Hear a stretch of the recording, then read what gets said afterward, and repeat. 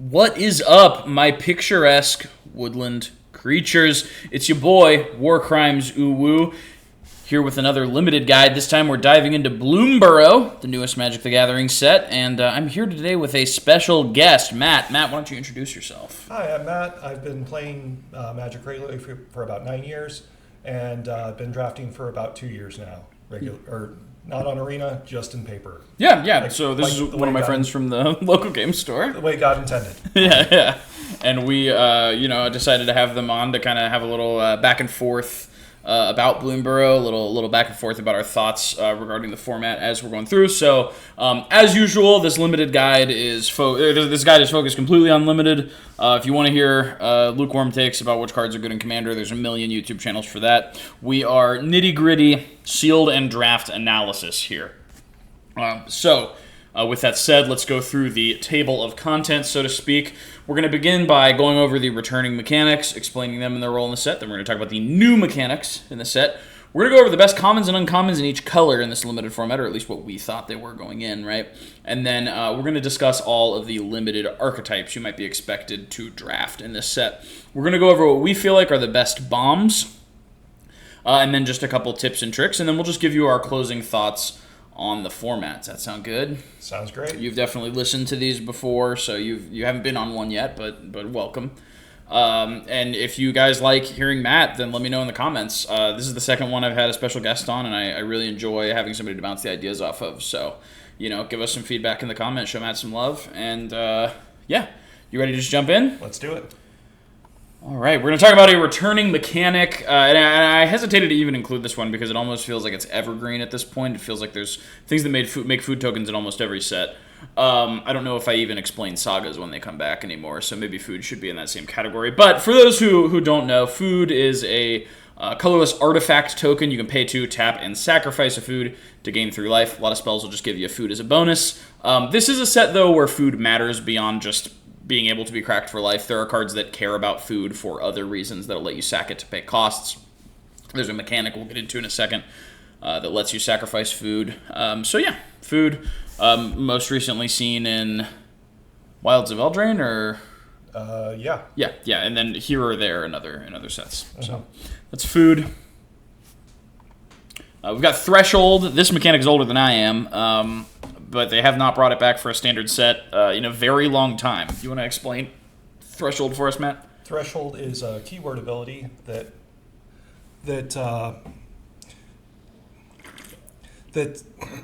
excuse me.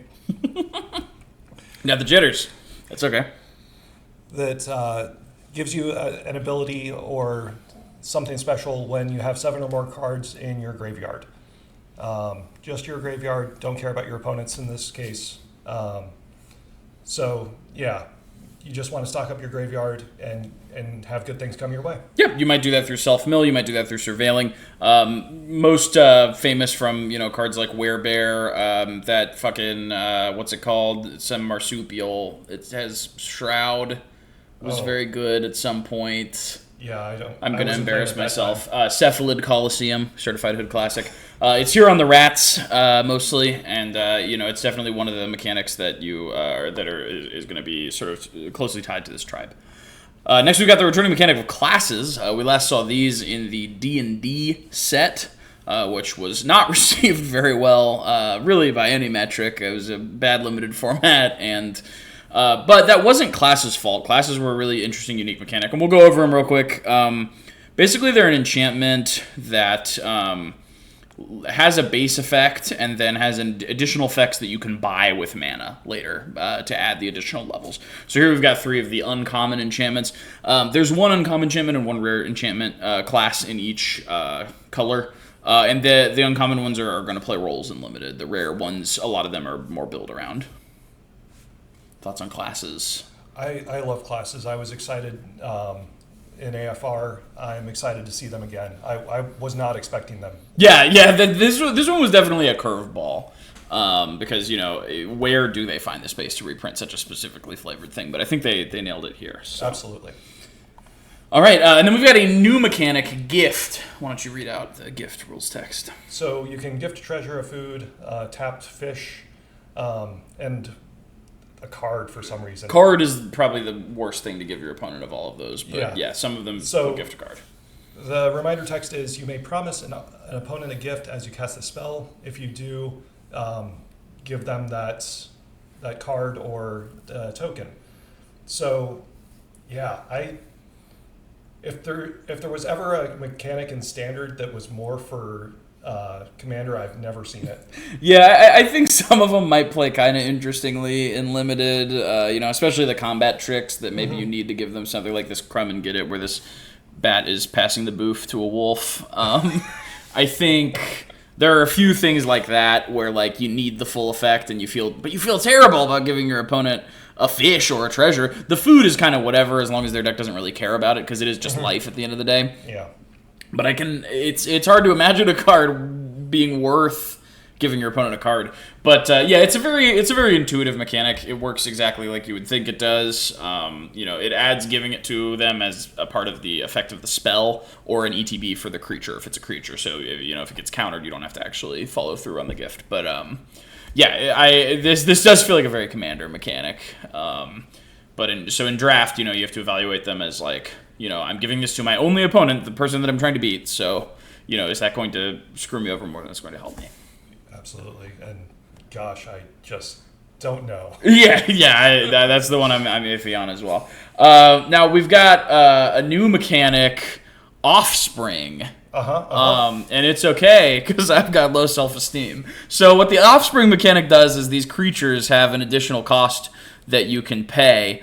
If you pay that additional cost, you also get a 1/1 copy, 1/1 token copy of the creature as it comes in. We've got Intrepid Rabbit here. Pretty fly for a white guy. Yeah, I would agree. Now, it's important to remember there are also just 1/1 Rabbit tokens in the set, but the copies from Offspring will have the abilities. So you've got to keep them separated to make sure that you're not messing anything up.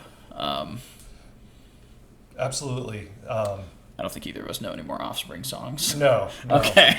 But this is, in all seriousness, a really interesting mechanic. It's a variant of Kicker, obviously, but it's going to be giving you these cards with like more late game utility, and like the ability to gum up the board as well. So very powerful. Some of these cards are really strong. A lot of them are kind of deceptive in terms of like they create the classic Kicker problem of really wanting to get that 2-for-1, so maybe you don't play it when you should.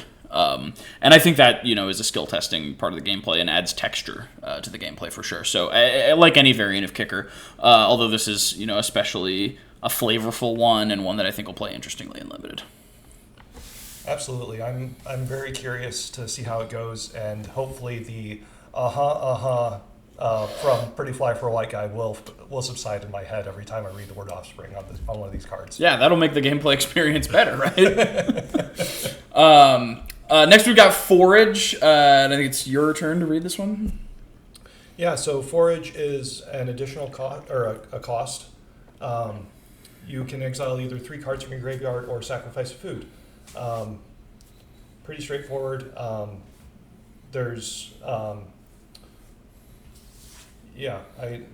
It's used occasionally as an additional cost for a spell that gives you some sort of Kicker style, benefit to the spell, or it's done as a trigger on some creatures. And one of the limited archetypes is based on Forage, so we'll kind of save our analysis for then. But pretty simple mechanic: you either exile 3 cards from your graveyard or make a food. So if your deck has a lot of Forage cards, you got to make a plan to do one of those things. To enable one of those things, to create food or to put cards in your yard. And we'll go over ways to do that as we kind of progress through the set. Next we've got Valiant. This is kind of a variant on Heroic from the Theros block, but essentially what it is whenever the creature becomes targeted by a spell or ability you control for the first time each turn, you get to do something. One of these taps a creature, one of them lets you loot, one of them gives you +0/+2. Basically, if you're building a deck around this, you're going to fill your deck with equipment, although they're pretty sparse in the set. You're going to fill your deck with ways to target your own creatures so that you can get the value off of those Valiant abilities. Fairly simple. You got to remember they only trigger once each turn and evaluate the cards accordingly. But most of the cards that have Valiant at least seem fine on stats because Valiant is such a small buff usually. Yeah, looking at the cards with Valiant, they seem pretty French vanilla. Mm-hmm. which is fine because you're probably fine anyway, because you're getting some additional benefit just by playing your combat tricks and doing other things that you tend to want to do in a aggressive Boros deck. Yeah, absolutely. I think that assessment is correct. We'll talk about this more in the archetypes. I do think this is probably one of the weaker ones, but it's not a mechanic we've seen exactly in this way before, so I'm hesitant to call that shot yet. And then we've got another new mechanic. You want to go ahead and hit this one? Expend. You like casting spells and spending mana, right? Well, you've been expending your entire time playing Magic. So, for example, Bark Knuckle Boxer, whenever you expend 4, it gains indestructible until end of turn. And expend 4 reads, as you expend 4 as you spend your 4th total mana to cast spells during a turn. Yeah, and I believe they're all expend 4, except like 1 or 2 rares have expend 8. And maybe actually just commander deck cards. I almost all of them are expend 4. And you don't have to do just a 4-drop. You can do a 3-drop and a 1-drop, 2-drop and a 2-drop, 3-drop and a 2-drop, whatever. As long as you hit your 4th mana casting spells, that does include Offspring, but it does not include abilities of creatures already on the field. Just to be clear. Yeah, I did not see that until just now reading it out loud. So that's very important to note. Yeah, absolutely. So these expend cards are going to be, you have to include a lot of 4-drops in your deck or double spell a lot. Pretty high demand, and the effects are accordingly relatively powerful. Like the expend effects seem better than the Valiant effects on the whole, because it seems, like it's asking you to do a specific thing. So you'll have to be cognizant of that during your deck building. And then we've got Paw Prints. This mechanic only shows up at Mythic, so I don't want to spend too much time on it. And the cards are fairly self-explanatory the way they do. But basically, you get 5 Paw Prints, and you can spend your 5 Paw Prints on modes for this cycle of Mythic spells, these seasons. Really cool designs. Gives you a new take on sort of confluences. The big thing that I just wanted to point out, just, knowledge you should bring to your pre-release and drafts is this is not like energy. You don't get to save the Paw Prints if you don't spend them. You have to spend all 5 of them when you cast the spell. You are not allowed to spend less than 5 of them if for some reason you don't want to do that. You have to spend all 5 and you can't save them for later like energy. Just, for anyone who is not aware. But that's the Paw Print mechanic. All right, we're going to start with the best commons and uncommons in each color, and we'll just take turns reading the cards out, and then we'll go over our analysis of them. We'll start with white. You want to go first with Intrepid Rabbit? Yeah, Intrepid Rabbit, 2 and a white. Rabbit Soldier with Offspring 1, for 1 generic, that is. When this creature enters, target creature you control gets +1/+1 until end of turn. Yeah, and it's a 3/2. This is an Offspring card that I really think 99% of the time you're really going to want to look at this as a 4-drop. It feels really good when you're spending all 4 mana in an aggressive deck, but even just like in a mid-range deck. Just a 3/2 and a 1/1 for 4, and then, buffing your things, making your attacks better, maybe putting those buffs on a flyer. It also triggers Valiant. So this card, I think, is going to be a role player in a lot of limited decks just by virtue of the fact that it lines up so well in any white deck that you might want to play in the format. Absolutely. Yeah. So we've got Sonar Strike next.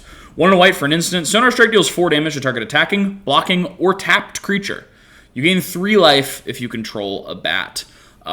This is pretty pushed as far as these go. We see one of these in pretty much every set. Usually it's not 4 damage. Usually it's only 3. But 4 with a rider of gaining 3 life if you control a bat, which is not that unrealistic, is pretty solid. How do you feel about these effects usually in Limited? Normally I'm pretty down on them, but when I saw 4, it was just like, yes, please. More of that. Yeah, and the flexibility of attacking, blocking, or tapped. Often, like, these will say tapped, and then your opponent has a creature with vigilance, and it feels awful. Or they'll say attacking or blocking, and then you'll draw it after your opponent attacked with it, and then they're done attacking with it. So, that is the most flexibility we've seen on one of these, so it definitely seems relatively pushed as far as Limited goes. Also, beautiful illustration. Credit to Julie Dillon there. Really like the use of symmetry. I'm not an art guy, but it's really pretty. Agreed. Read the next one for us. Carrot Cake, 1 and white for an artifact food. When Carrot Cake enters, and when you sacrifice it, create a 1/1 rabbit creature token and scry 1. And then it has the normal food condition, pay 2 and tap and sack and gain 3 life. I like this just because it's sacrificing it is something that you want to do regardless, or, well, not necessarily regardless, but in many situations. And it coming along with a rabbit and scrying one, especially in white, now that we're getting more and more scry and draw card effects, I just love it so much. Yeah, I think there's a few things worth pointing out with this card. I don't think it compares favorably to the Satchel from, the thing that this immediately makes me think of is the Satchel from Lost Caverns of Ixalan, that, you can crack it for life and you can craft it, and like it makes 2 gnomes as soon as it comes in. This isn't that good, but it is, I think it is good despite how slow it is. The card selection from the scrying is relevant. And if you are in a white-black or white-green deck and you incidentally have some ways to forage, that foraging still makes a rabbit and scries one because you are sacrificing this food and it doesn't need to be sacked to its own ability to make that rabbit. So I think this card is quite solid. I think it'll be a decent white common you're happy to have in most decks. We're going to move on to the best uncommons, and I'll start us off with Repel Calamity. 1 and a white for an instant. Destroy target creature with power or toughness 4 or greater. I think this card is probably the best white removal at uncommon. Sometimes it's not going to line up. Sometimes the thing you need to answer is a 3/3. But I think, often enough it has 4 power or 4 toughness that you are happy paying 2 mana to kill it at instant speed. And, that's about all I have to say. Yeah, two mana for killing a big thing that they probably spent at least 4 mana to cast. Always sounds good to me. Yeah, and then you can double spell on that turn, play a little creature, and kind of pull back ahead. Yeah. Feather of Flight, 1 in white for enchantment aura with flash, enchant creature. When it enters, draw a card, and enchanted creature gets +1/+0 and has flying. This is a fairly classic effect in white, being able to make a creature with flying, or give a creature flying, but with between flash and drawing a card, it just seems miles better than the last time I remember seeing this. Yeah, they've taken a break from these for a while, it seems like, because they tended not to see play, but I really do think the flash is a big part of it, because I'm comparing this to the one from Battle for Zendikar, and I'm sure it's been in other sets since, but one in a white, just +1/+1 flying, draw a card. I think the flash is huge compared to the +1 toughness, right? So putting this in on their end step and coming in with a flyer that they didn't expect to have flying on your turn, and then you've also drawn a card. I think this card is very playable. Also triggers your Valiant effects at instant speed for what it's worth. Mm-hmm. And we've got Builder's Talent, 1 and a white for a class. The base effect is when Builder's Talent enters, create a 0/4 white wall creature token with Defender. So for all of you Birth of Meletus lovers out there, we've got a heater. Single white to kick it up to level 2. Whenever one or more non-creature, non-land permanents you control enter, put a +1/+1 counter on target creature you control. So anytime you make a food or just have an enchantment artifact come in, you get to put a counter on something. And then the last mode, 4 and a white. When this class becomes level 3, return target non-creature, non-land permanent card from your graveyard to the battlefield. So this might be like the Carrot Cake. This might be an aura like Feather of Flight. It might be a Banishing Light that they've blown up before, because Banishing Light is in the set. So there are a lot of options there. In white, you are going to have to maybe do some work to get something in your yard that you can return with this, but it's nice to have the modality. What are your thoughts on Builder's Talent? Especially level 3, just having the option there, and level 2 just seems really good with, especially with the number of non-creature tokens that you're probably going to be dealing with. So yeah, just the flexibility that this gives, and that an 04 wall isn't much. It's better than you think in limited. Yeah, when you're trying to repel an aggro deck, which I think this format is going to have quite a few pretty strong aggro decks. My only thing is like maybe the amount of text on this is tricking me into thinking that it's good because it all has a lot of asterisks. There's a lot of nons in the text of this spell that might lead it to be not as good as I thought it was, but. Yeah, so those are the best uncommons in white. Now we're going to move on to the best commons in blue. You can start with Bellowing Crier. 1 in a blue for a Frog Advisor. When Bellowing Crier enters, draw a card and then discard a card. It's a 2/1. So pretty straightforward. You get your loot on. Who doesn't love looting? Yeah. I mean, it's very solid. It's great to play on turn 2.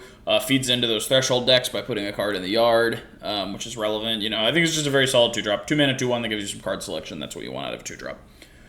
Next we got Shore Up, which is a reprint. It's a single blue for an instant. Target creature you control gets +1/+1 and gains hexproof until end of turn. Untap it. This effect is good enough as like a pseudo combat trick removal spell. The blowout is obviously when they try to remove it while it's tapped and you actually make it a blocker. Not going to happen super often, but just getting one of those two things is very, very solid. Yeah, you can use this to eat something that they attack with. Dire Downdraft, 3 and a blue for an instant. The spell costs 1 less to cast if it targets an attacking or tapped creature. Target creature puts it on top. Target creature's owner puts it on top or bottom of their library. So, classic effect that we see in pretty much every set now, I think. Yeah, but at least every other set for sure. We've seen a card like this. And being able to discount it because you're probably casting this when it's attacking or tapped anyway. Yeah. Because you always want to wait till the last second. Yeah, it's not as good as the MH3 variant where it was like cheaper for every card you drew this turn, but like the cards and it put it second from the top instead of right on the top. But this card's very solid. These cards have been solid for a while. They keep making them a little bit better because it's like the best removal in blue, but it's not competing with the other colors. Not that it should be, but yeah, I mean I think this one is relatively competitively costed, so I expect to be happy to play however many of these I draft in my blue deck. Best uncommons at blue, we're going to start with Plume-Creed Escort. 1 and a blue for a 2/1 Bird Scout with Flash and Flying. When Plume-Creed Escort enters, target creature you control gains hexproof until end of turn. So there's a lot of modality to this card. You can just flash it in on their end step on turn 2, and then it immediately starts attacking. We like that. Late in the game, you can leave it up as a counterspell for a removal spell that also gives you a 2/1 flyer, which is backbreaking, in a lot of late game board states. I think that this card is just on its face pretty obviously good. There's been Pioneer decks that play a Spirit that does this for your spirits, and now you can play it for all your creatures in Limited. And, granted, removal's not as efficient as it is in Pioneer where you need something like that, but the card's very solid, I think. For sure. Gossip's Talent, 1 and a blue for enchantment class. Whenever a creature you control enters, surveil 1. Then 1 and a blue for level 2. Whenever you attack, target attacking creature with power 3 or less can't be blocked this turn. And level 3 is for 3 and a blue.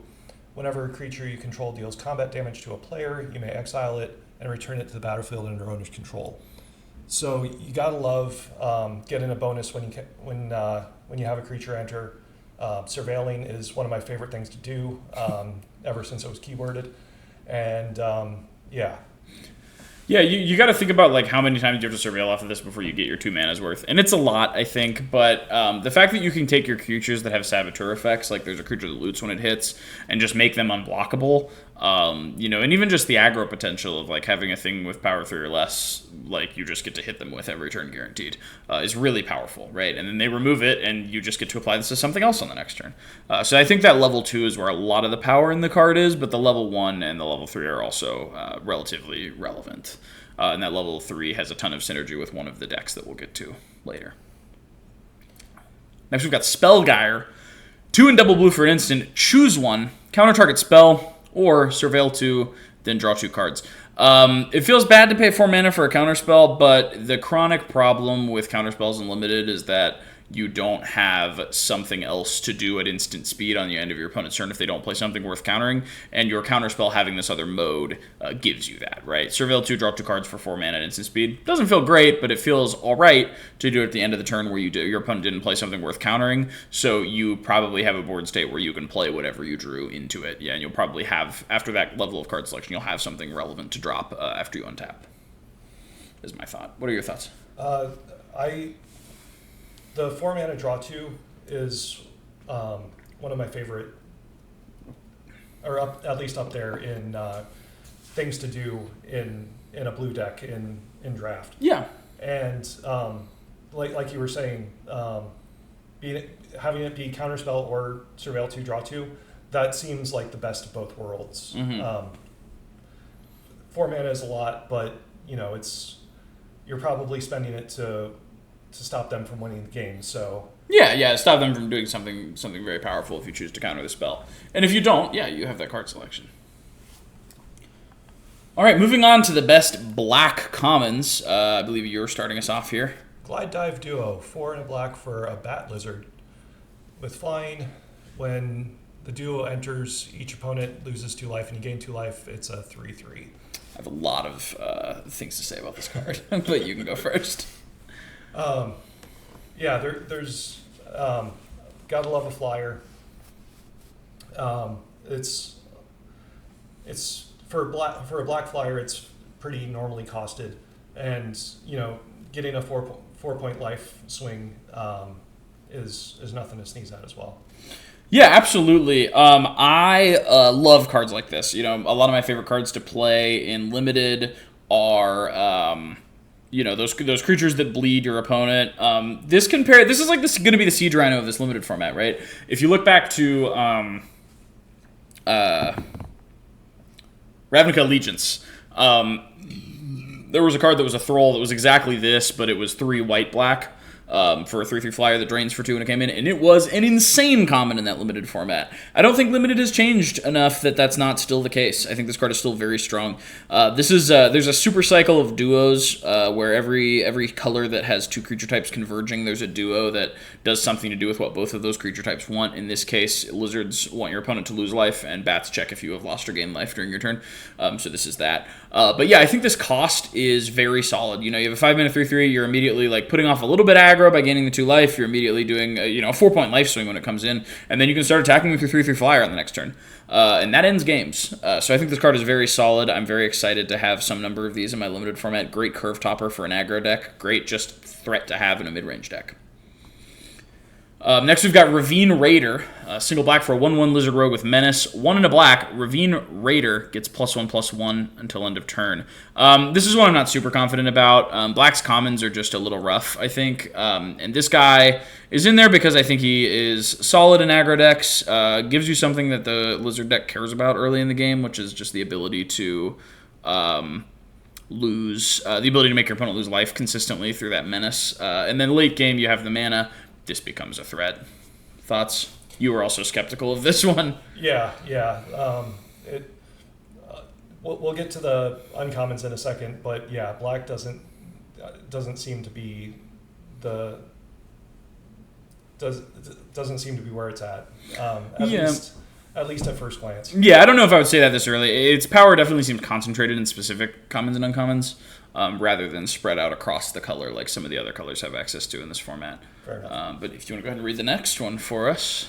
Thornplate Intimidator, 3 and a black for a rat rogue, and it has offspring 3.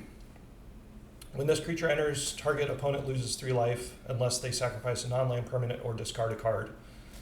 So what has become, I think, a somewhat classic of giving your opponent that choice of life, non-land, or discarding a card. Yeah, they could keyword it. Torment, right? Yeah. Torment of Hailfire, Torment of Scarabs, all do that. Yeah. Yeah. So I think it's getting up to 7 mana to be able to do that twice may or may not be a challenge, but a 4/3 for 4 that is going to cost your opponent something is, I think, worthwhile. Yeah, I think my hot take is that offspringing this is a trap, because the point in the game where you're doing that torment effect really matters. And this is going to be one of those cards where maybe less experienced players, maybe players like myself who are really greedy and want that 4 for 1 instead of the 2 for 1, are going to hold this in their hand until they have 7 mana. Their opponent's going to, in that time, sandbag a land and get to a point where maybe those triggers are not as relevant. Whereas you play this on turn 4, it feels great. 4 mana, 4/3, get that torment trigger. No complaints there. So I think this is going to be a skill testing card and sort of a card where you really have to think about whether you want that offspring. I think the answer is usually going to be no, but it's going to be really tempting. And that's why I think this card is interesting. But I think it is just a very powerful common for the set. Next, we're going to talk about the best uncommons in black, and I saved this one for myself because my favorite card in any limited format that has one of these is always the black artifact or enchantment that drains and gains 1 on upkeep, on combat, whatever. I just love that effect. It's really fun to just watch the life totals continue to tick away while you're sort of controlling the board. They're keeping it up. So, Sinister Monolith, 3 and a black for an artifact. At the beginning of combat on your turn, each opponent loses 1 life and you gain 1 life. Tap, pay 2 life, sacrifice Sinister Monolith, draw 2 cards. Activate only as a sorcery. So I haven't had that many opportunities to play this kind of card or even draft it too often. But the tap to pay 2 life and draw 2 cards, I'm a sucker for paying life to draw cards in black. For Sign in Blood at 4 mana. Hey, you take what you can get, and the flexibility definitely makes that feel a little better. I don't know why I keep bringing things back to Ravnica Allegiances today, because it's not even like a good limited format, it's just one that I have a ton of nostalgia for. But, you know, Ill-Gotten Inheritance, this card's not Ill-Gotten Inheritance, but Ill-Gotten Inheritance is one of the cards that made me fall in love with that sort of effect, and it's definitely the most powerful one they've printed, I think. But this one is very cool. You play it in the first main, you immediately get to trigger it. If you are in the Lizard deck or the Bat deck that care about your opponent losing life or you gaining life, this guarantees you that trigger every turn, which is incredibly important. And I think cracking it is basically just what you do when you're ready to win the game or you are about to lose the game and you need a way out. Because you don't want to lose that effect, but it is there. Worst case scenario, you can play this, get your combat trigger, main 2, crack it, and then it's basically each player has lost 1 life and you draw 2 cards, and that doesn't feel great for 4 mana, but it's kind of whatever. I'm really excited about this card. I think it'll be really fun. These are always my favorite kinds of cards to play with. Read us the next one. Ruthless Negotiation, single black mana for a sorcery. Target opponent exiles a card from their hand. If this spell was cast from the graveyard, draw a card, and it has flashback for 4 and a black.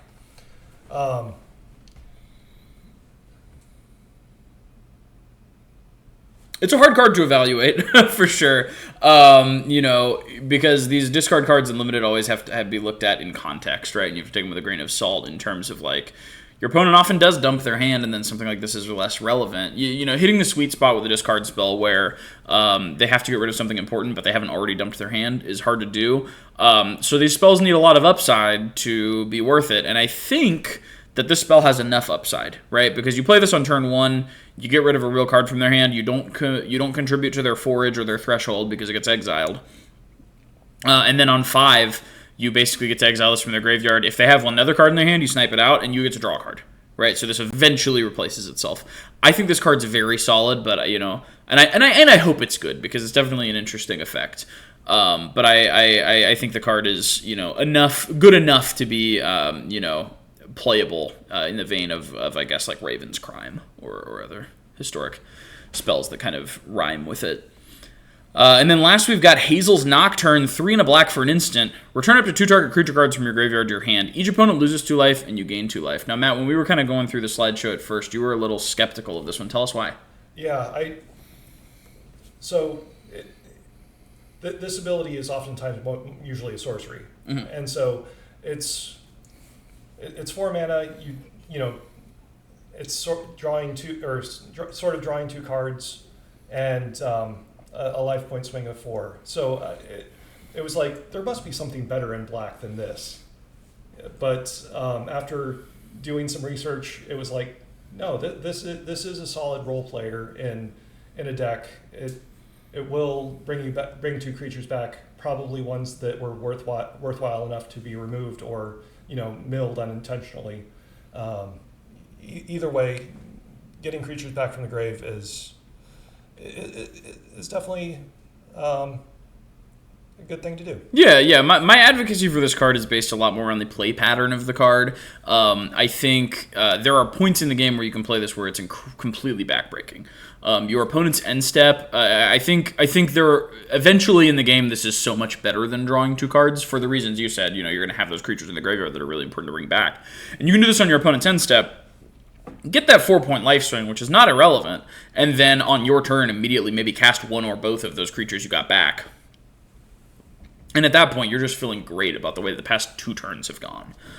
So I am very, very high on this card. I think even in a set with like more competition at uncommon and black, like this card would be fine. But we'll see if that ends up being true. Next, we've got the best red commons, and I believe this is my turn. You read the last one? No, I did. No, I read the last one. Yeah. Go ahead. Agate Assault. 2 in a red for a sorcery. Choose 1. Agate Assault deals 4 damage to target creature. If that creature would die this turn, exile it instead, or exile target artifact. Modal spells are really great, and 4 damage to a creature, exiling it for 3 is a little bit above, or normally you'd pay 2 for that, but it's a modal spell, and it's something that you probably want to play even regardless of, or normally something that says exile or destroy target artifact is sideboard material. Sideboard for sure. But this, I think, is worth playing main deck. Yeah, we're definitely seeing that play booster design philosophy that Mark Rosewater has talked about at play here, where he's spoken about, there are less slots in the pack, so we can't dedicate artifact and enchantment removal niche stuff like that to its own cards anymore. We have to put it on modal spells. But they really didn't sacrifice much of the power of the spell here. If 4 damage for 3 mana is a completely fine rate, most sets don't have Lava Coil or otherwise. It's obviously great when it's there, but most sets don't have Lava Coil. So a 3 mana Lava Coil's fine. And then the modality of being able to exile target artifact if they just pulled a really powerful like rare artifact, or God forbid if they got Sword of Fire and Ice from the special guest list, then that's just a nice mode to have on the spell. So I definitely think the rate is not too bad. If you're evaluating all your removal spells against Lava Coil, like, you're not going to be happy very often. So 3 is fine. I would have liked to maybe see 5, but 5 damage for 3 mana. But we've seen this card in Strixhaven without the exile target artifact mode at instant speed, and it was good. So yeah. Next we've got Steampath Charger. 1 in a red for a 2/1 Lizard Warlock with Offspring for 2. When this creature dies, it deals 1 damage to target player. So 2 mana 2/1 with a mediocre ability, or 4 mana for a 2/1 and a 1/1 with that ability. I think the flexibility makes this a lot better than it looks, because, it is a decent 2-drop, not the worst 4-drop either. Gums up the board, helps you maybe in combat trigger your lizard abilities of like caring about if your opponent lost life this turn. So I think it's a fine card. Yeah, this is one of the cards that I was a bit of a about, but I guess we'll see.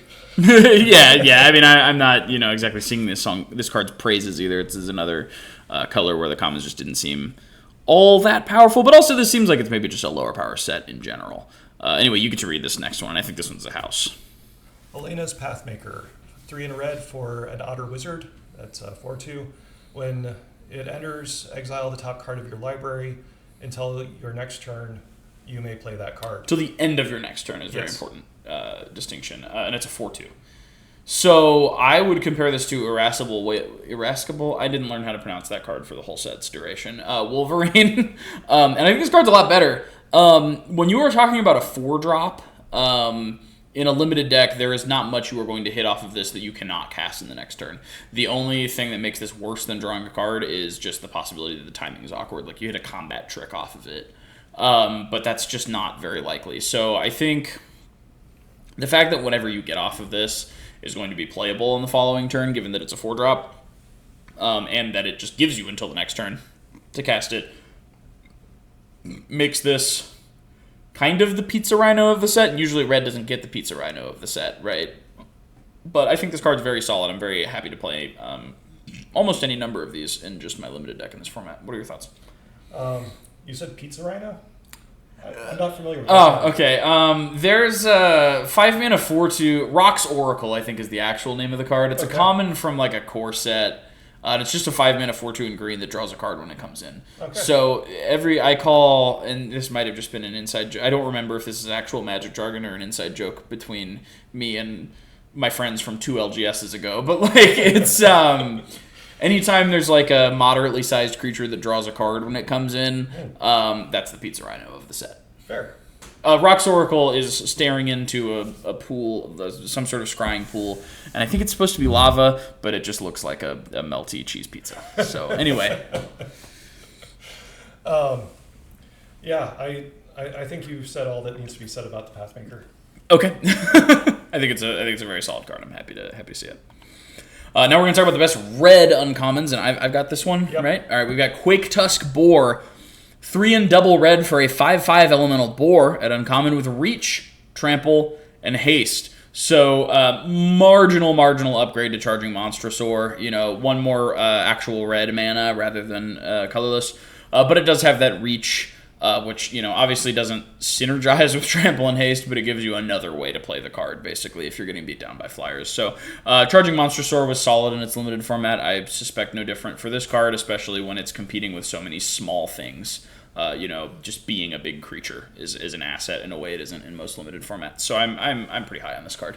Yeah, I'm a sucker for trample, and yeah, it ends games. Yes, yeah. Sure does. All right, you want to get the next one? Brazen Collector, 1 and a red for a Raccoon Rogue for strike. Whenever a Brazen Collector attacks, add red. Until end of turn, you don't lose mana as steps and phases end, or this mana. Yeah. And it's a 2/1.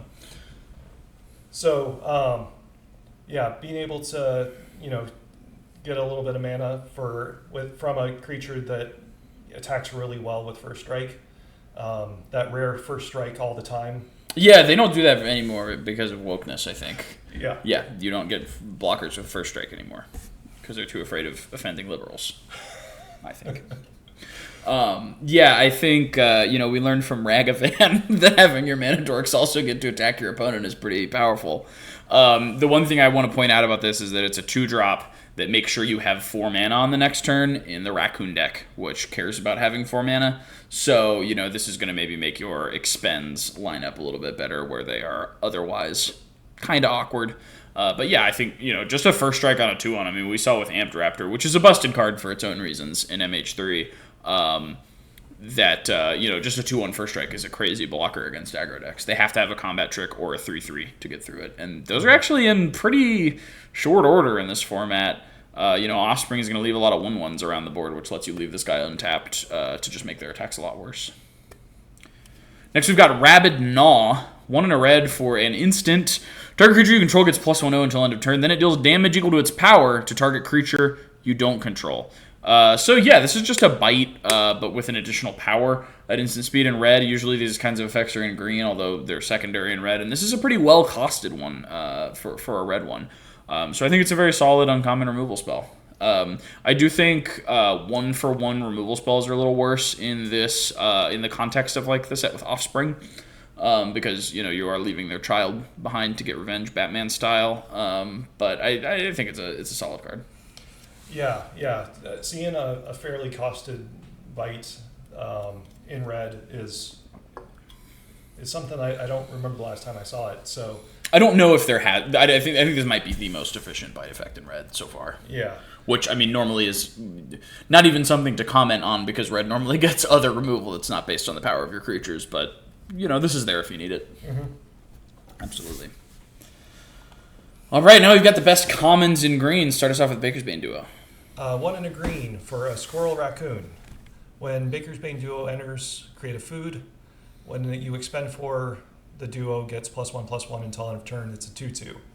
So great synergy with forage and making that food for you. And yeah, just doing what you want for your squirrel or raccoon deck. Yeah, I think the expend 4, like, being relevant just in a normal deck, too, if you can line it up. Making this attack as a 3/3 feels fine. It's just a solid 2-drop. It just a 2-mana 2/2 that makes a food, even if you're just sacking the food to gain life eventually, is pretty solid. Next, we've got Tree Guard Duo.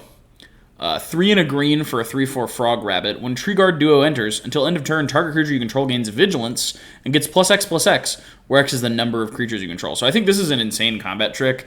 Like, a 4-mana 3/4 is not great, but, like, the fact that you're giving something at least +2/+2 in Vigilance when this comes in, because it's at least counting that other creature and itself, makes this like a crazy push in an aggro deck. Like this is the best 4-drop you could imagine for a lot of aggro decks in Limited.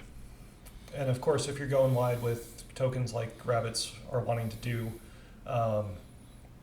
just make creature big. Yeah, absolutely. The offspring mechanic makes this a lot more powerful. The rabbit deck cares about going wide. The frog deck cares about enters the battlefield triggers. So this card is, the sort of the crossroads of those two decks. Want to read us the next one? Sunshower Druid, a single green mana for a frog druid.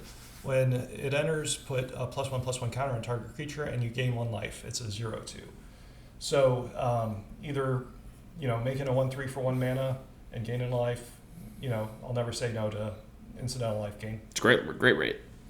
And potentially buffing a larger creature that has some sort of evasion, trample, flying, whatever you like, is also good. And then you have an O2 blocker that you could care less about. Yeah. Well, I think also like a good thing to blink because you're not taking much power off the board. The frog deck cares about blinking and bouncing your own creatures, so this is a great thing to return and keep playing since it's 1 mana. Absolutely. Yeah. Next, we got the best green uncommons. So I'll start us off with Hunter's Talent. Speaking of well-costed bite spells, 1 and a green. When Hunter's Talent enters, target creature you control deals damage equal to its power to target creature you don't control. So that's just a bite for 2 mana at sorcery speed, right? But then when you take it up to level 2 for 1 and a green, whenever you attack, target attacking creature gets +1/+0 and gains trample until end of turn.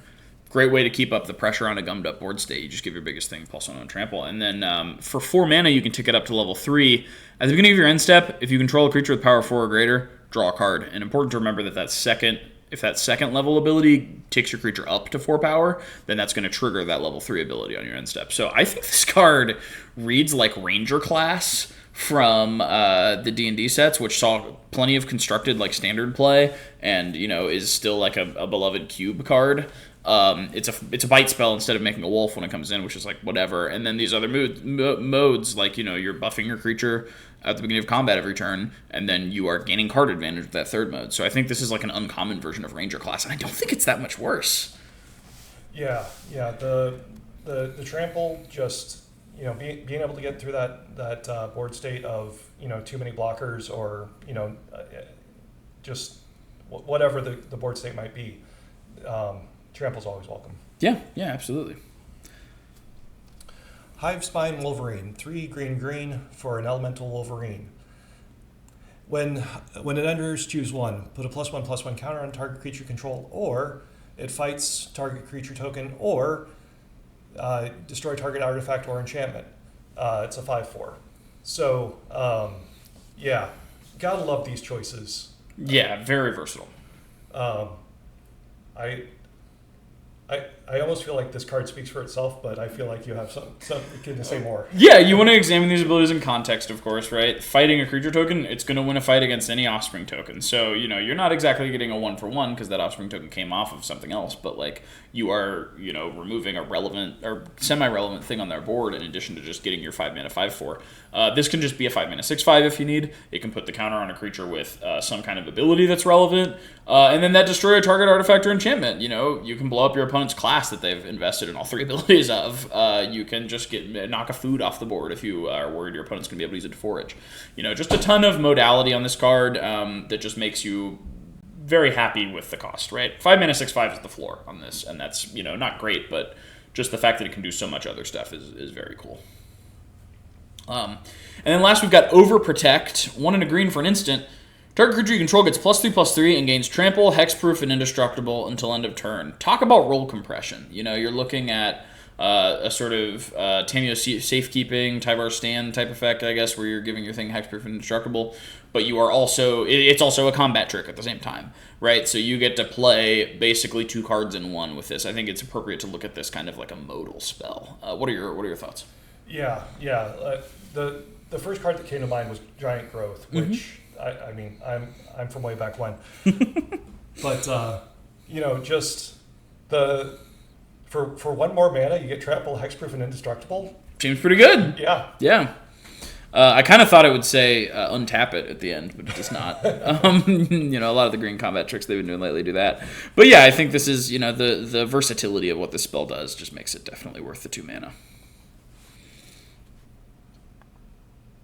All right, next we're going to move into talking about the limited archetypes. So we're going to read you each of the Signpost Uncommons as well as the Hybrid Mana Common that each archetype uses, and then we're going to kind of talk to you about how we think that archetype will shake out, tips for building the deck in limited.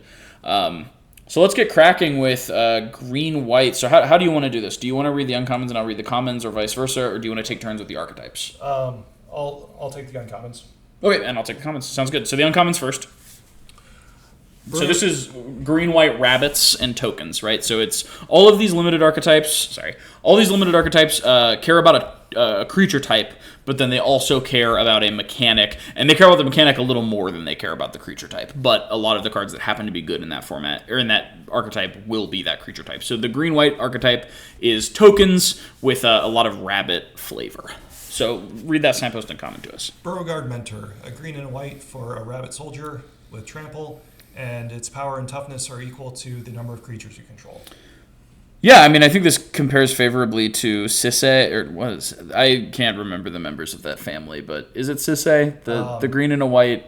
She's an ancestor. Shanna. My Dominaria lore is spotty. I do not care about that plane very much, but that card's in my cube, and I think Trample is a lot better than not be able to be targeted by abilities. Because you get this. It's not unreasonable for this to be a 4/4 5/5. It's a Voice of Resurgence token for old heads, and I think. Yeah, I think this is a very, very good card.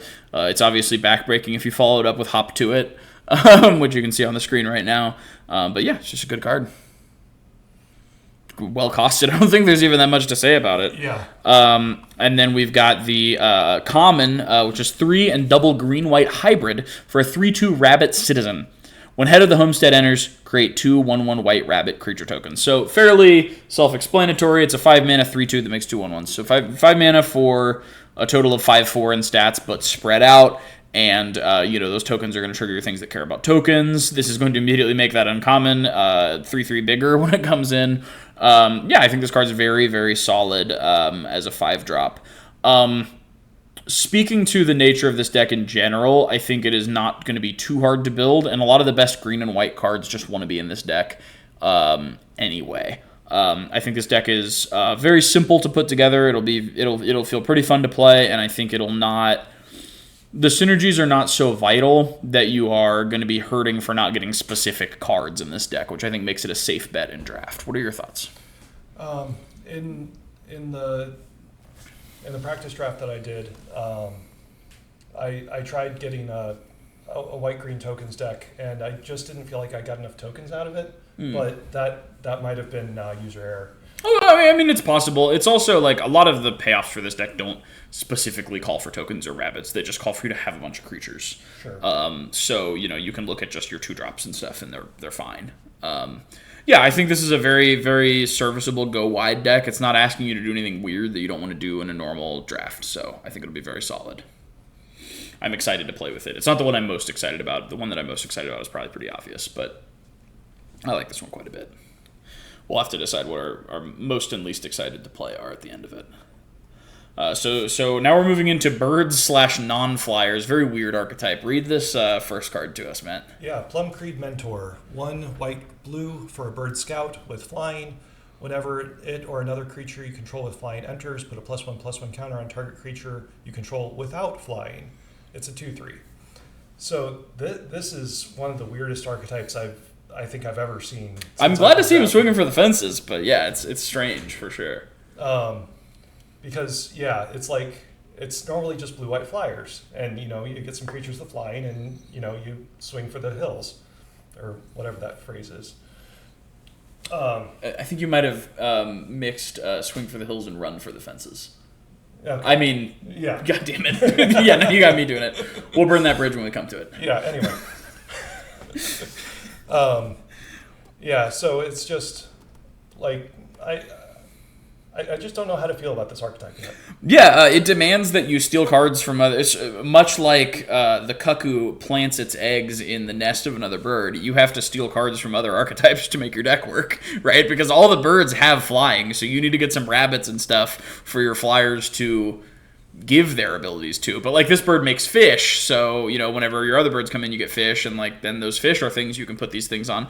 But this Bloom Green Mentor seems solid. You know, you've got a 2-drop that doesn't have flying. You curve it into this, it immediately gets swings in with an extra +1/+1 counter, and then this is a flyer ready to swing. So it's an aggressive start for a blue white deck. I think this card's very solid.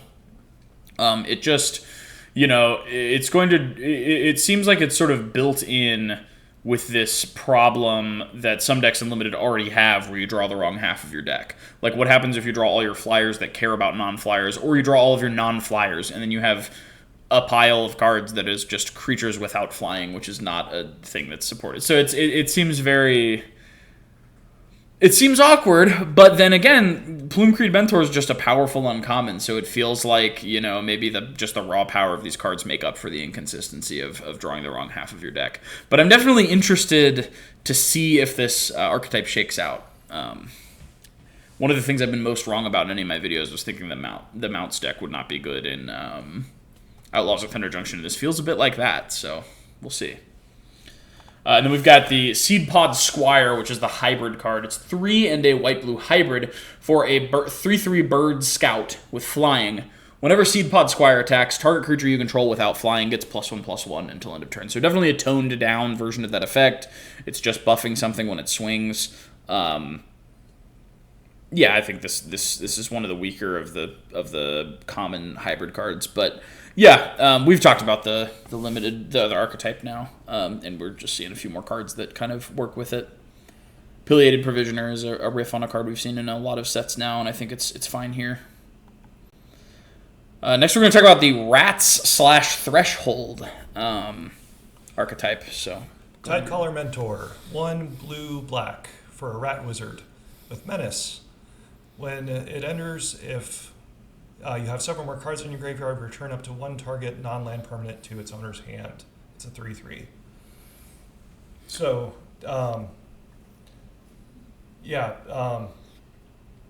definitely is wanting that threshold and brings value there.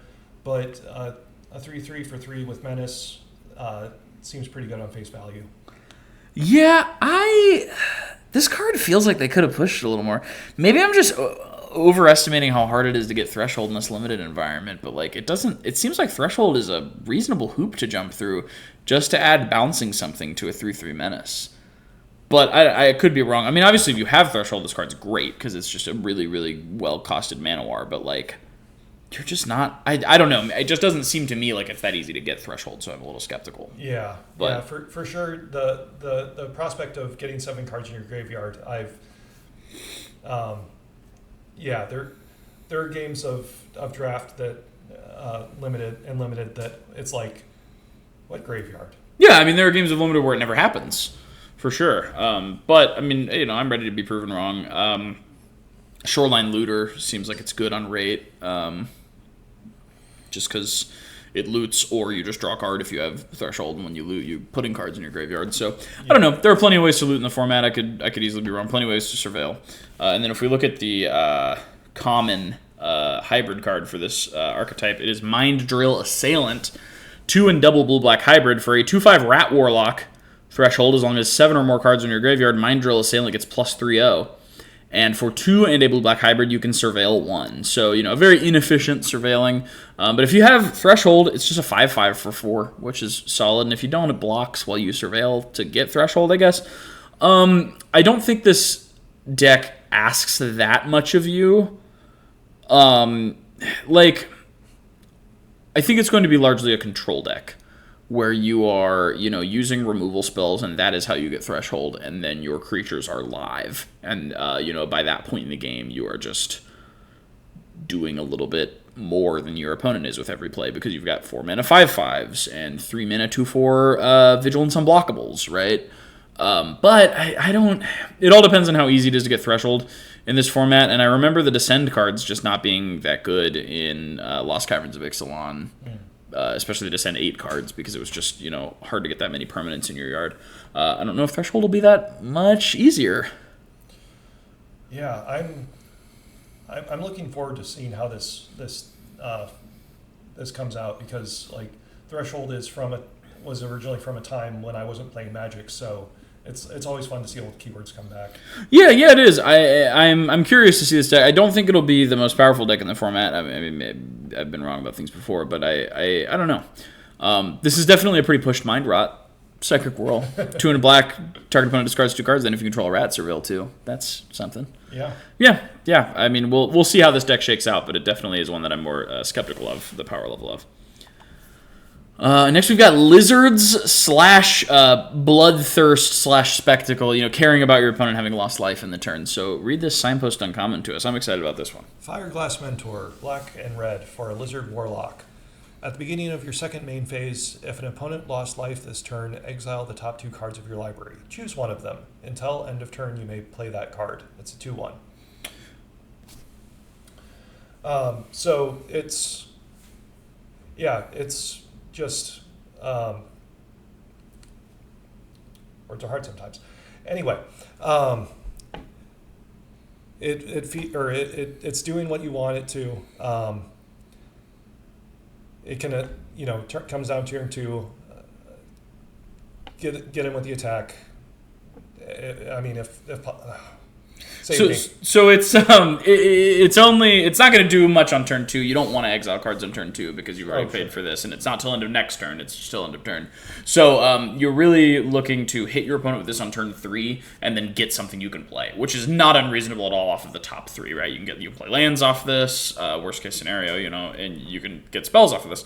I think what this speaks to is that this is going to look a little bit like the Rakdos deck in, say it with me, Ravnica Allegiance, in that just because it was about making your opponent lose life doesn't mean that it's an aggro deck. It is, I think, a mid-range deck that gets those payoffs from dealing 1 damage to your opponent whenever possible.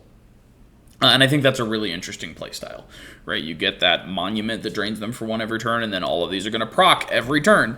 You've got some just really well-costed cards if you can only make your opponent lose life. And I don't think that's that big of an ask. So I'm intrigued to see how this archetype will shake out. It seems relatively powerful.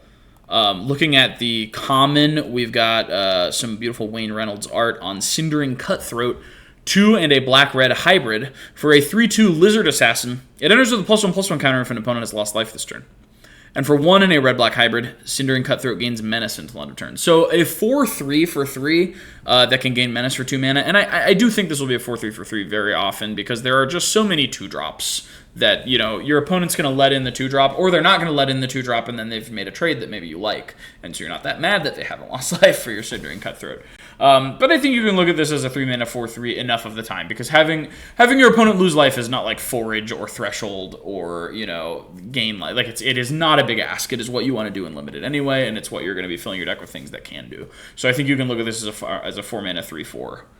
A 3-mana 4/3 enough of the time that it's definitely worth it. What are your thoughts on this archetype as a whole? Do you think it's going to be aggressive, or do you think it's going to be a mid-range deck with a... Trying to come up with a non-answer. I believe we call those answers. Yeah. Oh, yeah. Yeah. Yeah, there's certainly plenty of 2-drops in black and red to get that opponent life loss going early. But,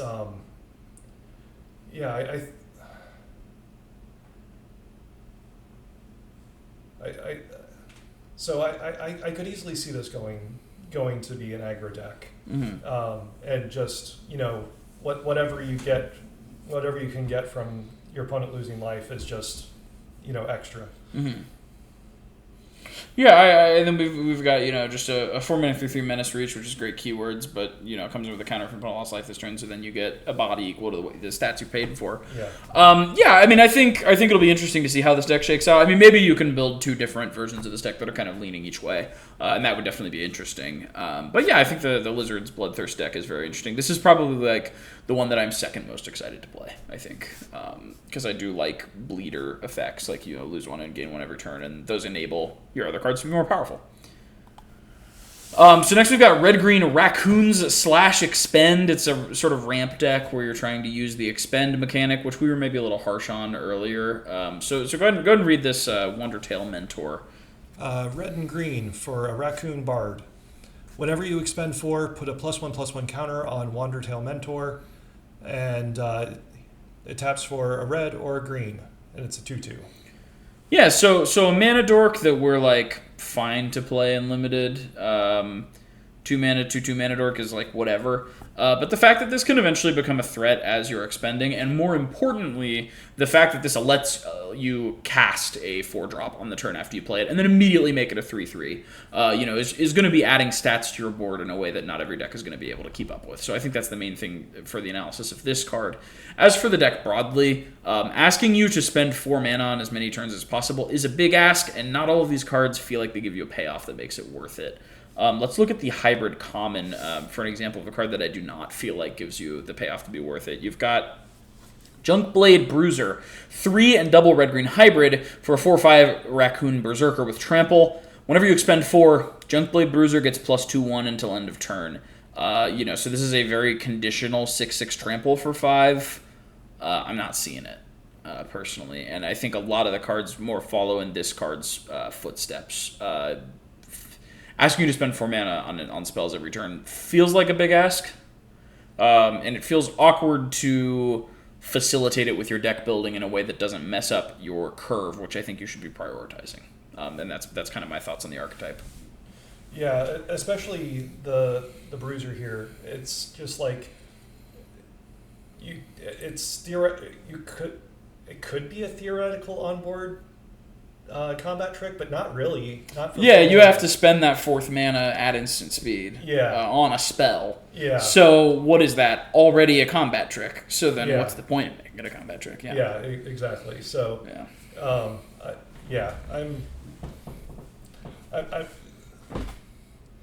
the cards have to justify their own inclusion without the expendability, and I don't think many of them do, and the expendability isn't worth like bending the arc of your deck around it. So I'm not very high on this deck, to be honest. Next we've got Blue-Red Otters / Spellslinger. They made Spellslinger again, but this time I guess it's Otters, and they're hoping you won't notice that it's the same Blue-Red archetype they give us in almost every set. Go ahead and read, this uncommon for us. I know how you love Otters. Stormcatch Mentor. A blue and a red for an Otter Wizard with haste, prowess. Instants and sorceries cost you 1 less to cast, and it's a 1/1. Holy crap! Did Goblin Electromancer get a glow up? Yeah. Haste and prowess is definitely better than just an extra 1/1 in stats. You can compare this also kind of to Sprite Dragon. I guess, I guess that has flying and it's +1/+1 counters, but it doesn't reduce the cost of your stuff. Yeah. This is very powerful. It might see play in a constructed deck, and I think it's pretty solid and limited too. The instance and sorcery spells you cast cost 1 less to cast is very relevant. People are going to feel afraid to block this. I think more than you are actually going to do damage to this, it's the threat of activation that makes the haste prowess so powerful. So I'm relatively high on this. It's probably going to be about as good as Spellslinger is in every other goddamn limited format that they put it in. So, I think there are some pretty solid, there's spells that make Otter tokens. So, that's going to trigger your prowess, but also contribute to your creature count in your deck, which you need. Looking at the common, we've got Tempest Angler, 1 and double blue-red hybrid for a 2/2 Otter Wizard. Whenever you cast a non-creature spell, put a +1/+1 counter on Tempest Angler. Spellgorger Weird is fine, and this is Spellgorger Weird, but it's an Otter. Sure. I'm pretty low on insightful things to say about a Spellslinger deck. They usually are fine. I'm usually not excited to play them. Light Shell Duo looks solid. Yeah, I think if you get enough enough prowess, uncommons, and maybe the rare that has prowess as well, you can have a decent deck. But where's the freaking cantrip? Matt is mad because they wanted to build a standard prowess deck, and there is not going to be an instant speed blue cantrip after rotation. You're limited to only sleight of hand. Yes. So just waiting patiently for a cantrip, which... But for the purposes of limited, it's the same as it ever was. Not excited to draft this deck. Next, we've got Red-White Mice / Valiant. So we discussed that We discussed that Valiant mechanic, but again, for those who may have forgotten, it's whenever you target it for the first time with a spell or ability you control each turn, you get to do something. It varies based on what the card is. So go ahead and read this. Seed Glaive Mentor. 1 red and a white for a mouse soldier with vigilance and haste. With Valiant, whenever it becomes the target of spell or ability for the first time each turn, put a +1/+1 counter on it. It's a 3/2. Vigilance and Haste are pretty good abilities. I mean, this is just a fine creature without that Valiant ability, and you're going to have to vanilla test a lot of these cards because there's a lot of text on them. So if you get rid of this Valiant ability, 3/2 Vigilance Haste for 3 is not awful. And then just the fact that if you have like relatively easy ways to trigger the Valiant, then this permanently gets bigger. I think it's a pretty solid Signpost Uncommon. Yeah, I think it's definitely one of the best Valiant cards. Yeah. By far, because it does get that counter. Mm-hmm. Yeah, I think the card is fine. The Valiant mechanic is something I'm skeptical on it working very well in Limited, but if you can get it going, like this is what you want to be having as the payoff. Looking at the Signpost Hybrid Common, we've got 3 and a red-white hybrid for a 3/4 Veteran Guard Mouse. It's a mouse soldier. Valiant, it gets +1/0 and gains first strike until end of turn, scry 1. So this is one that's like really good if you can target it in the middle of combat, or if you can target it at the beginning of combat, because a 4/4 first strike scry 1 swinging in is very powerful. And this is back to like the normal trend of the way that first strike works, where as in recent years, where it's only going to be happening during your combat. Or I guess no, you can, if you target it on your opponent's turn, you can give it first strike as a blocker, but that feels a little telegraphed, so it's probably not going to work as a combat trick very often, but the card seems fine. I think the Valiant deck is going to rely more on the strength of it on the strength of the cards, and then like popping off and triggering Valiant maybe, but like not like consistently creating an engine where you can trigger all your Valiant abilities every turn. That's not going to be super realistic. So I worry it will just kind of live in the shadow of the green-white go-wide deck, which is just like, why not play that asks much less of you and gives you the same payoffs? Yeah, I fully agree on that one. It's just, this can't be asking you to make an engine because the payoffs aren't there. Yeah, I think so. All right, next we've got the white-black deck, Bats/Life Gain. Now, this is the one I'm the most excited to play. I really love Life Gain decks in Limited, and I really love Draining Gain decks. Now, this deck departs a little bit from the other few times we've seen Life Gain matter in Limited, in that it also cares about you losing life. So go ahead and read this Signpost Uncommon for us. Starseer Mentor, 3 white and black for a Bat Warlock with flying and vigilance. At the beginning of your end step, if you gained or lost life this turn, target opponent loses 3 life unless they sacrifice a non-land permanent or discard a card. It is a 3/5. Yeah, so we've got that Torment effect on here that we talked about on a previous card. 3/5 Flying Vigilance for 5 is not a terrible body.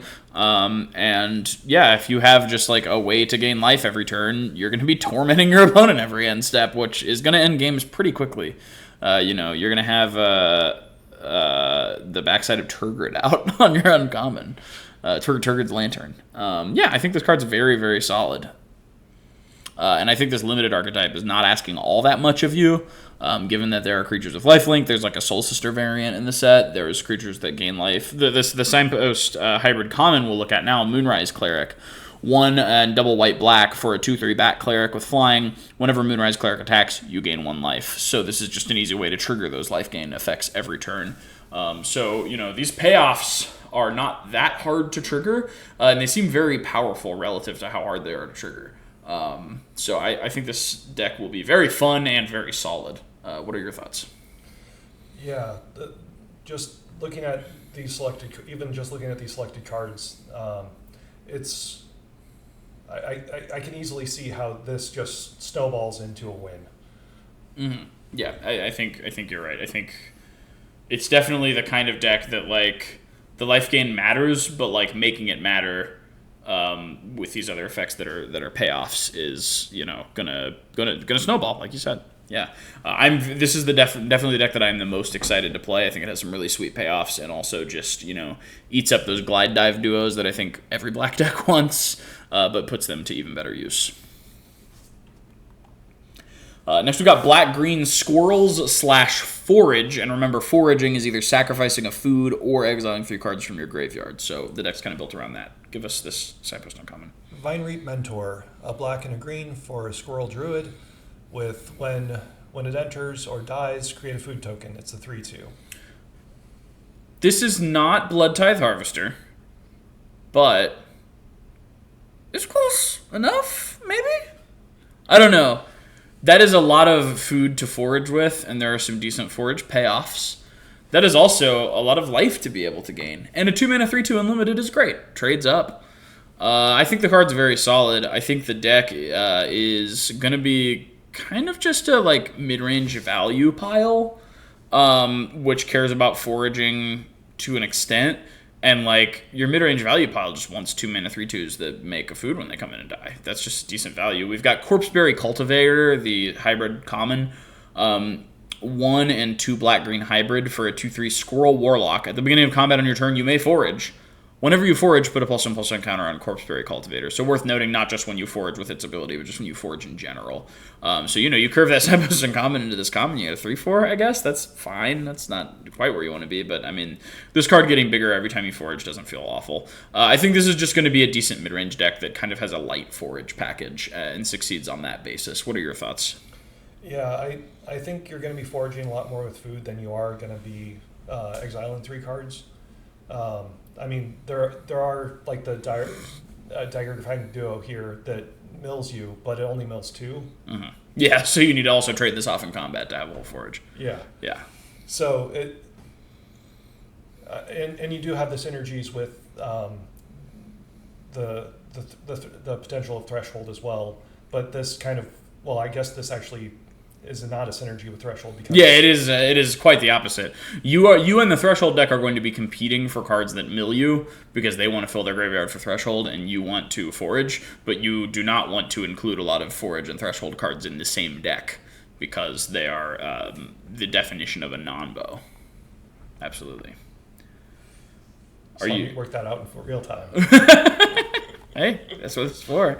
And then last but not least, we've got green-blue frogs / enter the battlefield. Now this is a grindy value pile in every sense of the term. Read us that signpost uncommon, Lily Splash Mentor. 2 green-blue for a frog druid with reach. And you can pay 1 green and a blue to exile another target creature you control, then return it to the battlefield under its owner's control with a +1/+1 counter on it. Activate only as a sorcery. It is a 4/4. Card's pretty solid. Blinking something as a sorcery is awkward because traditionally we think of blinking as something that we do to protect our creatures as well as to get those ETBs back, but this is just basically thinking strictly in terms of getting the ETB again. And I think it's fine. 4 mana 4/4 reach is not a bad stat line, and if you have a good enough ETB that you're willing to just pay mana to do it again, this is pretty solid. Definitely not the best signpost uncommon in the set by a wide margin, but perfectly serviceable. And if we look at the signpost common, it is just 2 green-blue hybrids for a 1/1 Frog Advisor. When Pawn Prophet enters, draw a card. Simple. It's Elvish Visionary, basically, or, there's, I think, a few cards at this point that mimic that. But I think Pawn Prophet is one of the better things to be doing this blinking and bouncing to. There's a lot of bouncing going on in the archetype as well. Cards that care about your creatures leaving without dying. I think the frogs are actually the only tribe that did not get a keyword for any of their stuff, but you can clearly figure out what the line is in terms of drawing, or in terms of bouncing your things, blinking them, making them leave without dying, making them enter the battlefield. It feels very slow when we compare it to the token deck, when we compare it to the lizard deck, when we compare it to stuff like that. It feels like you are just going to be getting killed by your opponent's stuff while you are bouncing your guys to try to draw more cards. I might be wrong, but the format looks relatively aggressive. So it feels like a hard environment for something like this to succeed, but I could be incorrect. What are your thoughts? I think I agree. That this kind of seems like playing with your food. Yeah. In a traditional use of that, not the literal tokens. Yeah. Yeah. Yeah, I think you are kind of just sitting there. You're definitely twiddling your thumbs in a format where I don't know if you can afford to be twiddling your thumbs. Picking your creatures back up, flicking them around in your hand, putting them back down, spending your mana to do that instead of committing more stats to the board or removing your opponent's stuff from the board. Mm-hmm. Yeah, absolutely. So, having looked at all the archetypes, before we move on to the best bombs in this set, which deck would you say you are the least excited to try out, and which deck would you say you are the most excited to try out? I think my least is probably Valiant, Mice, and my most is probably the Bats life gain deck. What about yourself? I'm pretty excited to play the Lizards. Mm-hmm. Why is that? I think I don't have much experience, or I've had mostly bad experiences playing Rakdos, mm-hmm. and I think this is an opportunity to give that another shot and just see what that deck is capable of. Yeah, absolutely. I think it'll be interesting to see, I don't like playing aggro unlimited at all, so I like when the aggro decks are kind of just mid-range decks that are paying you off for damaging your opponent, so you get to feel like you're playing an aggro deck, but without the awful feeling of running out of steam and just getting... Watching your opponent stabilize feel awful. Okay. I like being the one who stabilizes, which is why I like playing mid-range decks. Which deck are you least excited to play with? Definitely Frogs. Frogs, yeah, just for the reasons we talked about, where it feels kind of grindy and it's not going to come together. Yeah, for once, it doesn't seem like Simic is going to be busted. Well, if you don't just play Commander, no, I'm kidding. Yeah. I mean, green piles. I guess what this format needs is Bonnie Paul. I think if this format had Bonnie Paul, then the Simic deck would be fine. So we're going to move on to the best bombs. We've got 3 categories for you. We're going to talk about the 3 best rare bombs, the 3 best mythic bombs, and then the 2 bombs from the special guest list. So let's talk about the best rare bombs. You can go ahead and read the first one. Fecund Green Shell. Damn, I thought I was going to get you. Continue. 3 green for an elemental turtle with reach. As long as you control 10 or more lands, creatures you can control get +2/+2. Whenever Fecund Greenshell or another creature you control with toughness greater than its power enters, look at the top card of your library. If it's a land, you may put it into the battlefield tapped. Otherwise, put it into your hand. It's a 4/6. Yeah, so I mean, I think it's not too hard to find creatures that synergize with this, and it is just fine on its own.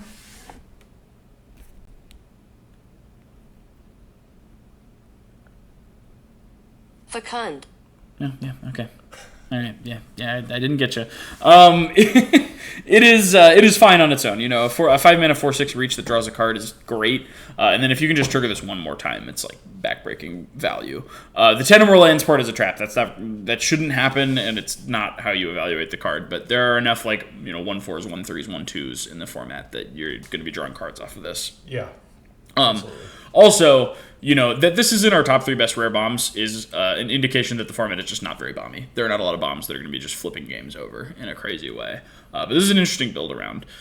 Speaking of interesting build arounds, Castrol the Wind-Crested. 3 a white and a blue for a 4/5 bird scout, legendary. With flying, whenever 1 or more birds you control deal combat damage to a player, choose 1. You may put a bird from your hand or graveyard onto the battlefield with a finality counter on it. Put a +1/+1 counter on each bird you control, or draw a card. Now, it's worth noting, no matter how many birds you hit them with, you only get to pick one of these. You don't get to, even if you don't get to choose multiple, you don't get to do the same one twice. You just get to do one, regardless of how many birds you hit them with. But I think the big thing that makes this powerful is it can come down while you already have a bird and then immediately trigger from that bird hitting. Usually, you're going to draw a card. Maybe if you have enough birds, the counters mode is useful. Returning a bird from the graveyard if you've had one die already is very solid. So just a ton of versatility on the value of this card. I think it's very solid. Last one. Vren the Relentless. 2 blue and a black for a legendary rat rogue with ward 2. If a creature an opponent controls would die, exile it instead. At the beginning of each end step, create X/1/1 black rat creature tokens with this creature gets +1/+1 for each other rat you control, where X is the number of creatures your opponents controlled that were exiled this turn. It is a 3/4. Dear God, that's a mouthful. Yeah, that is a lot of text, and it's important to note that those rats that he makes are at least going to be 2/2s, because he is a rat, and they count him. Yeah, it is a little awkward that like you can't surprise your opponent with this by playing it after combat and then getting the rats because they have to be exiled and they don't die and get exiled if he's not out. But he's very likely to survive a turn because of that ward too. So if you have him and a removal spell in your hand, you're going to Value Town. And I think this card's very solid for that reason. Yeah. It disincentivizes blocks in combat as well. Yeah. It also hurts the. The Threshold and Forage decks. Yeah, that's a Yeah. good point. Yeah, it does. The Exile instead definitely puts a damper on their ability to get their payoffs in those decks. So, yeah, a lot of versatility on this card. A lot of relevant text. A lot of text. So it better be relevant. We're going to talk about the best Mythic bombs now. And first we've got Warren Warleader. Beautiful Zach Stella art on this card. 2 and double white for a 4/4 Rabbit Knight at Mythic. Offspring 2. Whenever you attack, choose one. Create a 1/1 white rabbit creature token that's tapped and attacking. Or attacking creatures you control get +1/+1 until end of turn. Very relevant. This is not whenever Warren Warleader attacks. It's whenever you attack. So you can play this as a 4-drop, immediately buff your team when you're attacking, or immediately make a 1/1 if they don't have good blocks, which if they don't have good blocks, they're probably almost dead anyway, given the amount of power you're able to put on the field with this. But I think where this truly shines is the 6-mana mode, where you get 2 Warren Warleaders, you immediately attack, and then you trigger both of them and give your whole team +2/+2. Or make a rabbit and then give your whole team +1/+1. Very, very powerful stuff. I think this card has, the best case scenario is not that unlikely, and it has a ton of versatility for when you don't have the best case scenario. Yeah, I'm just hoping I get to draft this card at some point because I can just see the wins. Yeah, it's the value is crazy. You want to read this next one? Yeah. This is the only season I put on here. I resisted the temptation to put all 5. Well, except the red one. The red one kind of sucks, but... Season of Gathering, 4 green for a sorcery. Choose up to 5 paw prints worth of modes. You may choose the same mode more than once. 1 paw print gets you 1 paw print. Put a +1/+1 counter on a creature you control. It gains vigilance and trample until end of turn. 2 paw prints. Choose artifact or enchantment. Destroy all permanents of the chosen type. 3 paw prints. Draw cards equal to the greatest power among creatures you control. So, nothing gets you out of a board stall like giving your creatures vigilance and trample, and then being able to potentially do that 5 times if you're ready for the Alpha Strike, or just being able to buff your team for a turn, or buff your team and destroy all the artifacts and enchantments, and if they're, or just buffing your team and saying, okay, I'm going to draw some cards now, please. Thank you. Yeah, I think that middle mode is not going to come up in Limited very often, True. but you look at, I think 80% of the time, you're going to be putting either 2 counters on a thing or a counter on 2 things, and then drawing a ton of cards, and just being ready to blow out your opponent on the next turn. And when you don't do that, it's because you're going to kill your opponent with 5 of the first mode, which also feels pretty good because, then the goal of the game is to kill your opponent. So I think this card's very solid, very worth playing despite being a 6-drop. I think it is, very, even in an aggressive format, just a crazy curve topper. So definitely going to be happy to see this in Limited. And I think, just the first and the last mode are enough that the card itself is very powerful. And then last we've got Igra, Eater of All. 3 a black and a green for a legendary elemental cat at Mythic. It's a 6/6. Ward, sacrifice a food. Now, that sounds like a hard word to do, but other creatures are food artifacts in addition to their other types and have 2 tap, sacrifice this permanent, you gain 3 life. Whenever a food is put into a graveyard from the battlefield, put 2 +1/+1 counters on Igra, Eater of All. So anytime you kill one of your opponent's creatures, this is becoming 2 bigger. But even just a 5-mana 6/6 with Ward, sack a creature, which is basically what this reads, unless your opponent has been lucky enough to make food on the side, is very, very powerful. You're at least getting a 2-for-1 when they try to remove this worst case scenario, and it's going to run away with the game if they don't remove it. So yeah, I think it's a very solid, very, very solid card. Yeah, does not die to damage-based removal. Right, they have to be ready to do 8. Yeah. Yeah, absolutely. And then we'll talk about the 2 bombs from the special guest. These are both cards that already existed. So, you can read the first one, I guess. Sword of Fire and Ice. 3 mana for an artifact equipment. Equipped creature gets +2/+2 and has protection from red and blue. Whenever a equipped creature deals combat damage to a player, Sword of Fire and Ice deals 2 damage to any target, and you draw a card. Equip for 2. Yeah, this card's in my cube. I was kind of bummed we didn't get more swords in a Bloomburrow art style for like cube and commander decks and stuff and whatever else. But yeah, this card's obviously really busted. Shocking something in drawing a card. It definitely has the most powerful on-hit effect of any of the 10 swords. These special guests only show up in who the hell knows how many packs. They keep changing everything all the time and what anything even is. So who knows? But I feel like these show up. I feel like so there's like 14 special guests in this set, I think. That sounds about right. Somewhere in the early teens, and they show up. I think at like a full draft pod of 8 people, 3 packs each, there will be like 1 or 2 special guests floating around the pod at some point. So it's very unlikely it'll be one of these. But Sword of Fire and Ice is a great card. Pick it if you see it. And then Toski, Bearer of Secrets, 3 and a green for a 1/1 legendary squirrel. The spell can't be countered. Indestructible. Toski attacks each combat of Fable. Whenever a creature you control deals combat damage to a player, draw a card. And it's not 1 or more creatures. This is back before political correctness ruined Magic, and you get a separate trigger for each of your creatures hitting your opponent. So, very, very powerful card for what I would hope to be obvious reasons. Yeah, so those are the best bombs. We're going to go over some tips and tricks real quick. One of the main takeaways from reading through the set and from doing a few practice drafts over on Draft Sim is that Tribal is a trap. The decks that, like caring about creature types almost doesn't matter at all. It's much more about the actual mechanics of what that archetype is trying to do. And the cards I've chosen to highlight that with are like this Valley Quest Caller, which is like technically cares about creature types, but cares about so many creature types that it might as well not care about creature types for the purposes of the limited format at least. And then this Raccoon Rallier, which taps to give target creature haste until end of turn. And it's a raccoon, and those are supposed to care about ramping and expend. But this triggers your Valiant every turn. So if you're trying to make that mice deck work, you should grab some copies of Raccoon Rallier to repeatedly trigger your Valiant effects. So that's kind of my take on this. Do you agree? Absolutely. One of my practice drafts, I saw a creature, or one of the rat creatures gets +1/+0 for each rat you control. It's like, oh, okay, yeah, rats. Mm-hmm. And then you were like, oh, rats. Yeah, there were not enough rats. I mean, to make a rats deck. Yeah. There's enough to, give it +1/+0 or maybe +2/+0, right, but not reliably make it a beater that is going to threaten to win the game. Right, exactly.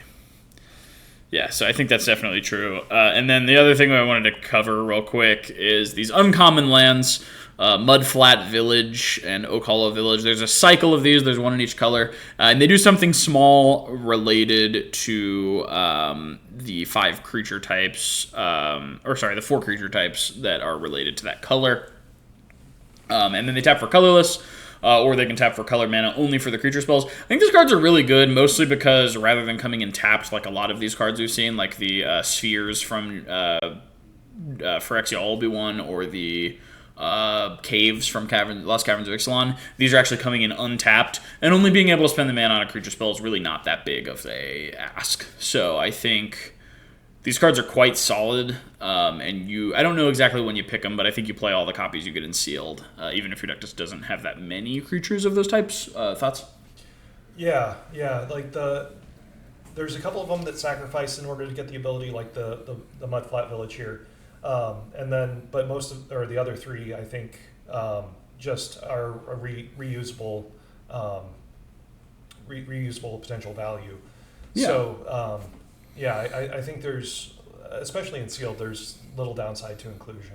Yeah, you're gonna get it's gonna mess you up sometimes when you want to cast a class or something, and your only source of that color is these. So keep that in mind. But I think they're very solid, and I'm pretty happy to play them. I think only spent on a creature spell is probably a little better than if they made them pain lands like they have on a few iterations of these in the past. Mm-hmm. But yeah, that's all my tips and tricks. So let's just go over our closing thoughts on the limited format. What we are excited about, apprehensive about before we close this out. Matt, I'll open the floor to you.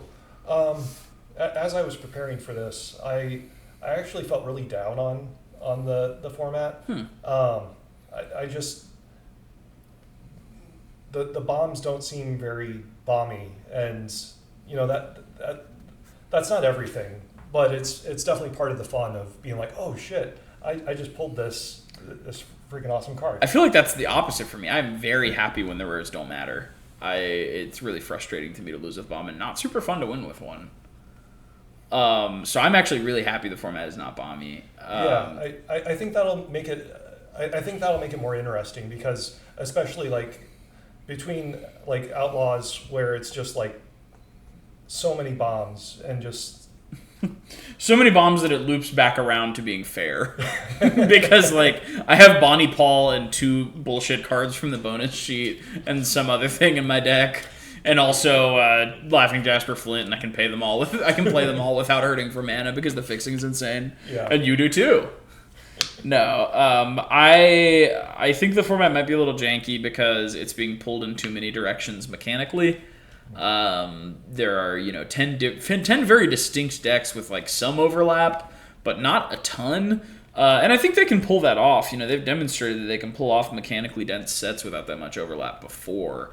Ravnica Remastered was an incredibly fun limited format, and it was representing 10 guilds that like didn't have that much crossover in the first place because they were originally drafted in sets of 5, and like from the 3 iterations of that guild 8 years apart from each, so and that limited format managed to be very fun. So I'm not a big doubter, but it definitely seems like it'll be a mechanically dense limited format pulled in a lot of directions. So I'm curious what that'll mean for it, but I like that it is, not very bomby. I think it's relatively going to be relatively low power. I don't love super aggressive limited formats, but I don't think this is going to be like Phyrexia LB1. I think it'll just be relatively aggressive. So, yeah, I'm all in all quite excited to draft this set. I think it'll be.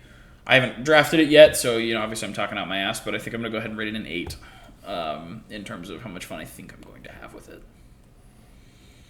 I don't believe in rating things with numbers. That's a coward's way out. Spoken like a true 4. Matt, I want to thank you for being on today. I hope you had a good time. I had a great time having you here. I love having you to bounce my ideas off of. And so to all our listeners, thank you for staying to the end. If you did, if not, you can't hear this anyway. I hope you all have a wonderful time at your Bloomburrow pre-release.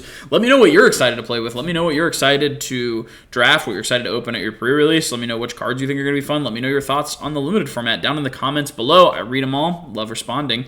And with all of that said, good luck at your Bloomburrow pre-release. Good luck in your Bloomburrow drafts. And I hope you have a wonderful day. Thank you for watching.